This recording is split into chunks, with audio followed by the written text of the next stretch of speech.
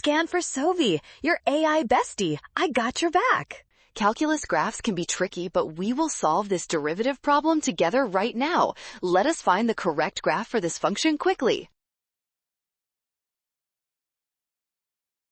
First, look at the interval from 0 to 1, where the original function is concave down. This means the derivative must be decreasing on that same interval to match the curve.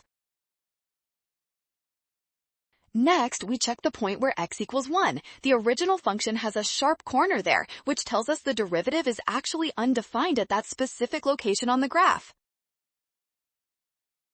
Finally, on the interval from 1 to 2, the function is a straight line. This means the derivative must be a constant value there.